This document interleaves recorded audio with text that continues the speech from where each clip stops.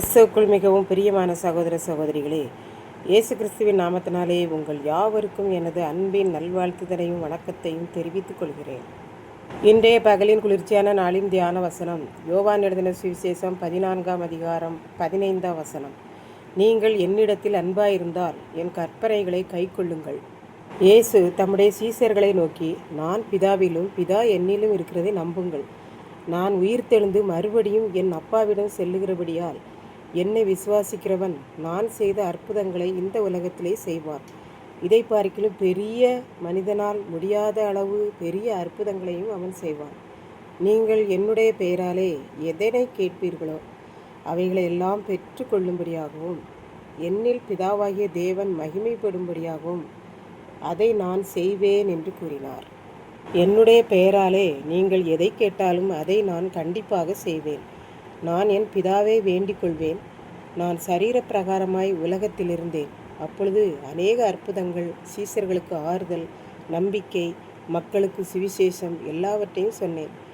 இப்பொழுது நான் உயிர்த்தெழுந்து மறுபடியும் பரலோகம் வந்துவிட்டபடியால் பிதாவானவர் உங்களுக்கு பரிசுத்த ஆவியாகிய தேற்றரவாளனை அனுப்புவார். அவர் இந்த உலகத்தில் வந்து உங்களுடனே வாசம் பண்ணுகிறபடியால் நீங்கள் தேற்றரவாளனை அறிந்து கொள்ள முடியும். நான் உங்களை அனாதையாக விடமாட்டேன். நான் மறுபடியும் 2ஆம் முறை வருவேன். இன்னும் கொஞ்ச நாட்களிலே இந்த உலகத்துக்குரிய மக்கள் என்னை காண மாட்டார்கள். ஆனால் நீங்களோ என்னை காண்பீர்கள். நான் உங்களுக்கு தரிசனம் மூலமாகவும் சொப்பனம் மூலமாகவும் உங்கள் இருதயத்திலிருந்து உங்களோடு வாசம் பண்ணுவேன் என்று கர்த்தர் கூறினார். மேலும் இயேசு சீசர்களிடம், நான் உங்களிடம் அன்புள்ளவராயிருக்கிறேன். நீங்களும் என்னிடத்தில் அன்புள்ளவர்களாய் இருந்தால் நான் வேதத்தில் கூறுகிற வார்த்தைகளை, சத்திய வசனங்களை கைக்கொள்ளுங்கள். அப்பொழுது உங்களை குறித்து நான் சந்தோஷப்படுவேன். நான் சொல்லியிருக்கிற வார்த்தைகளை நீங்கள் கைக்கொள்ளுவது மாத்திரமல்ல, மற்ற மனுஷர்களிடமும் என்னை குறித்து உபதேசம் பண்ணி என் வார்த்தைகளை கைக்கொள்ளச் செய்யுங்கள் என்று இயேசு சீசர்களிடம் கூறினார்.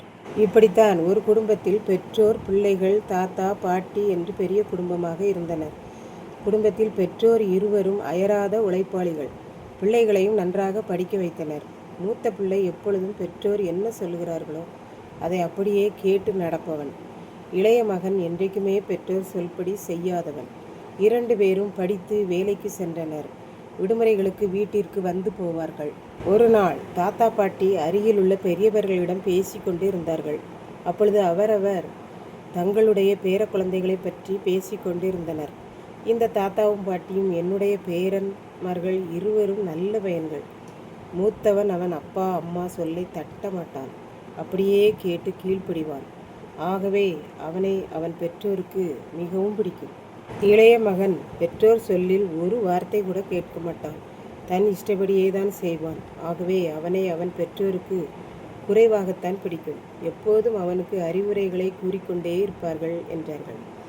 இதைத்தான் நம் ஆண்டவர் கூறுகிறார், அந்த மூத்த மகன் போல நீங்கள் என் வார்த்தைகளை கேட்டு கைக்கொள்ளுங்கள் என்று. அந்த மூத்த மகன் ஏன் பெற்றோர் சொற்படி நடந்தான் என்றால், அவன் பெற்றோரை மிகவும் நேசிக்கிறான். என்னை பெற்று வளர்க்க எவ்வளவு கஷ்டப்பட்டிருப்பார்கள். அப்படியானால் நான் அவர்கள் பேச்சை கேட்க வேண்டும் என்று நினைக்கிறான்.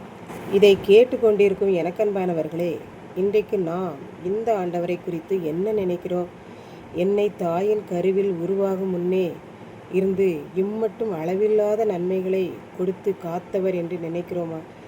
இல்லை, நான் என் சுய சம்பாத்தியத்திலே வாழ்பவன், கடவுள் இல்லாமல் என்னால் வாழ முடியாதா என்று நினைக்கிறோமா என்பதை சிந்தித்து பார்ப்போம். அவருடைய வார்த்தைகளை அனுதினமும் வாசித்து அதில் எழுதியிருக்கிறவைகளை கைக்கொண்டு வாழ்வோமானால் நாம் ஆண்டவரை நேசிக்கிறோம், அன்பு பாராட்டுகிறோம் என்று அர்த்தம். கர்த்தர் தாமே இந்த வார்த்தைகளை ஆசீர்வதிப்பாராக. ஆமென். ஜெபம். அன்பின் ஆண்டவரே, இந்த அருமையான நல்ல நாளுக்காக நன்றி செலுத்துகிறேன். இப்போதும் இந்த வார்த்தைகளை கேட்டுக்கொண்டிருக்கிற ஒவ்வொரு பிள்ளைகளும் உம்மை நேசிக்கிறவர்களாகவும் உம்முடைய வார்த்தைகளை கைக்கொள்ளுகிறவர்களாகவும் வாழ அருள் புரியும். மீட்பர் இயேசு கிறிஸ்துவின் நாமத்திலே தாழ்மையோடு வேண்டிக் கொள்கிறேன் பிதாவே. ஆமென்.